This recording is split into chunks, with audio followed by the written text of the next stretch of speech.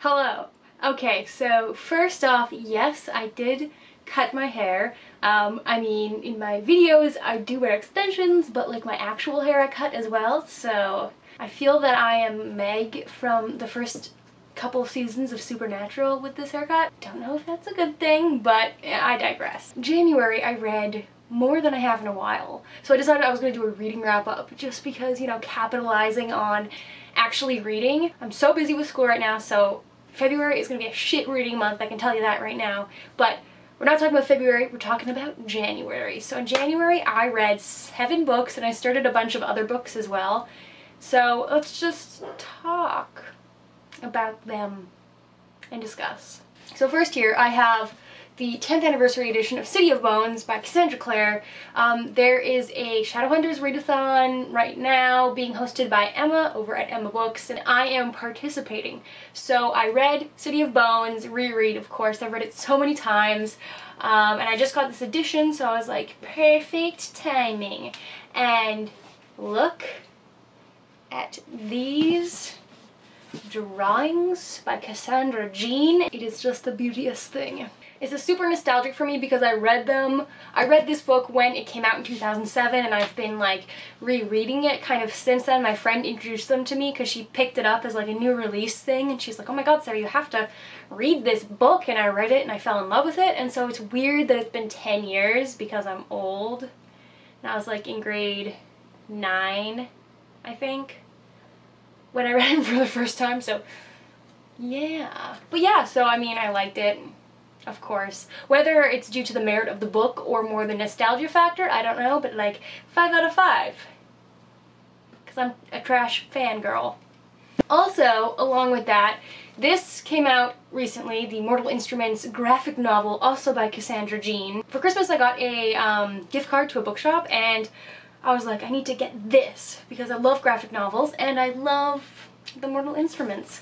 And honestly, I love the art style in this. I know everyone's kind of like, not everyone, a lot of people are kind of off-put by the art style. It's very different from Cassandra Jean's normal style, which is very detailed, and obviously you have to tone it down when you are doing a full graphic novel. But I love the style. I love that it's very true to the books, as well as we get a additional scene of Izzy and Simon, which I thought was really cute. But I loved the graphic novel. This is like one of the prettier graphic novels I've read. 5 out of 5, especially for the art. Like, the art is a 5 out of 5 for me. I just really, really like this style. Obviously, I love the story. Next here we have Alienated by Melissa Landers. So when I started BookTube years ago, this book had just hopped on the scene and everyone was like super, oh god, there's actually no. And I, on a whim, bought this on the Amazon used bookstore for like super cheap. It's an alien YA story about like an alien exchange program. Aliens make contact with Earth and they're like, let's exchange students and get to know each other and not take over the world. It's kind of like a fun-ish YA romance. Not dystopian, but like sci-fi. I liked this book. I gave it a 4 out of 5. I thought it was super fun, and I will be continuing with the series because I liked sci-fi and I liked the way that this was presented. It wasn't all about the love that was happening, and yet, you know, it was written well. Next here, we have a damaged copy of Geek Arella by Ashley Poston. So I avoided buying this book for so long because everyone was hyping it to the extreme, and I was like, I don't want to get a hype book because I have enough books and I've been led astray by hype before. So I waited quite a while to get this book, but I finally crumbled, and normally I would never get a contemporary romance, which is what this is, but it's a Cinderella retelling, but in the setting of a fan convention and a cosplay contest being the ball, and the main character, Elle, Cinderella, she falls in love with a actor secretly. She doesn't know he's an actor, but he is cast in a movie reboot of her favorite TV series, so it's kind of as if he was Captain Kirk reboot cast, if that makes sense. I can't explain things today, but going into it I was kind of like hesitant because I don't like contemporary, but I cosplay, I love conventions. I'm going to a convention this weekend, maybe if I am done my homework actually. so I might stop by TsukinoCon, a local convention. Anyway, I digress. Surprisingly enough, I loved this book. I devoured it.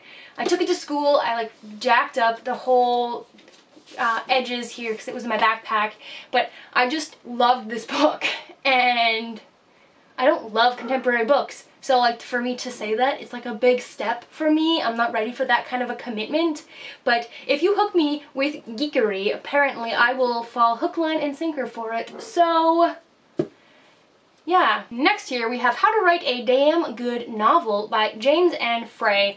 I found this at the used bookstore by my house, and it was on my Amazon wish list for ages, and I saw it there and I was like, haha, I can get it for like $1 now. But a lot of people recommended this as a good writing book, and so I read it because for some reason I thought I was gonna have spare time to write this term.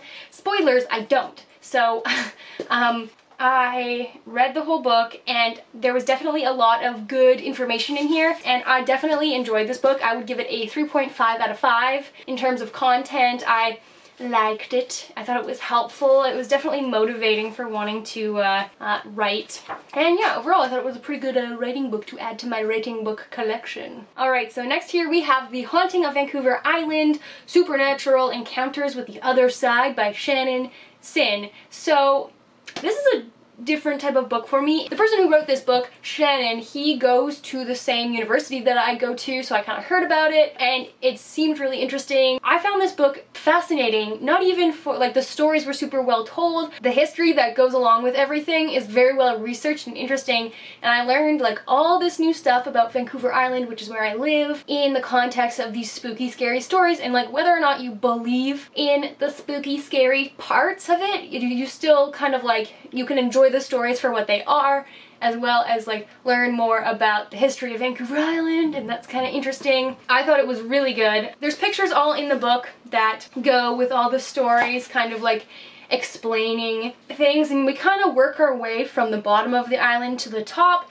as well as like some of the small surrounding islands, and there's a lot of interesting little tidbits in there. If you don't know anything about Vancouver Island, you could still like read this and enjoy it. It's written really well, and I feel that Shannon has a really good voice with how he writes everything. And yeah, I thought this was really interesting and a different book for me, but cool all the same. But yeah, I gave this book a 4.5 out of 5. I also like to support local authors, and so, you know, you should also.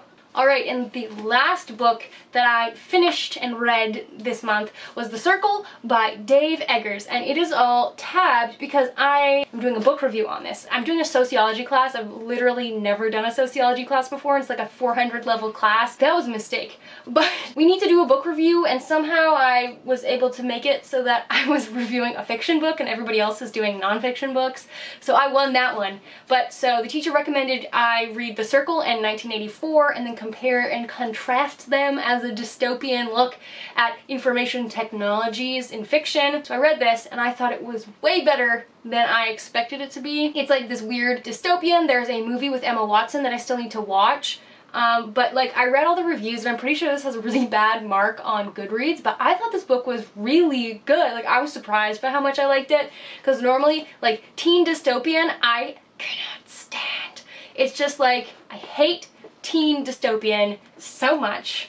It's like one of my least favorite genres, and so I went into this with a huge prejudice. I was just like prepared to hate it, and I really liked it. I thought it was an interesting way to look at how privacy laws are changing and worst case scenarios for that. And yeah, I thought this was great. I mean, I'm gonna have to do a book report on it, so that's terrible. And I gave this a 4 out of 5. Alright, well those are all the books that I finished, but I also started a couple of books. So let's just look at those quickly. Okay, so like I said, I have to do a book report of The Circle and 1984, so this is my really ugly copy of 1984. I'm going back and forth between reading this on here and as an ebook. Oh shit. It's a classic. I haven't actually read it before, but I've heard good things.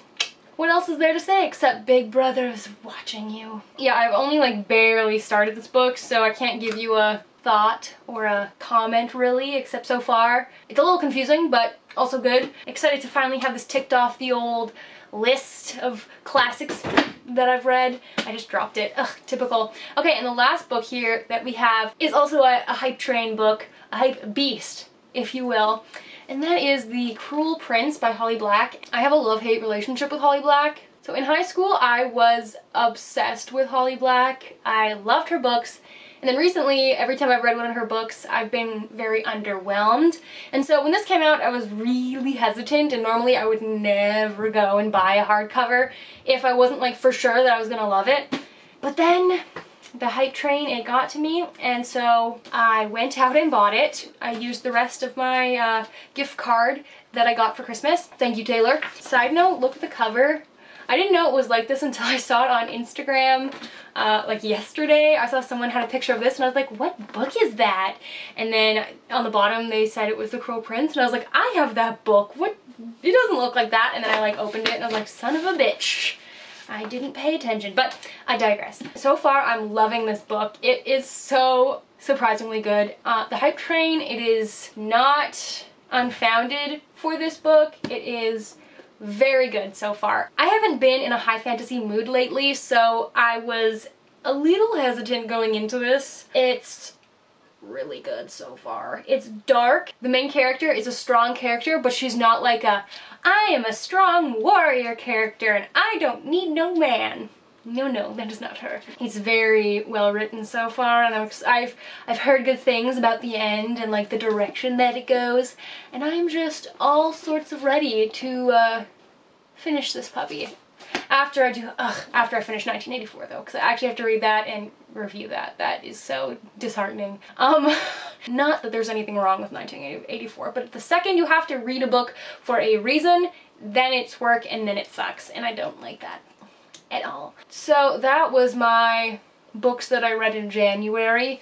In February, I'll finish The Cruel Prince in 1984. I have so many big final digital media projects for my degree that I'm working on that I don't see it realistic to say that I'm going to be doing a lot of reading. So, I mean, yeah, that is things that I read. Look at me go. I am a booktube pro. Doing the thing. Alright, well thank you guys so much for watching my video. If you have any comments about any of the books that I've talked about, leave them in the comment bar down below, and I will see you guys soon with another video.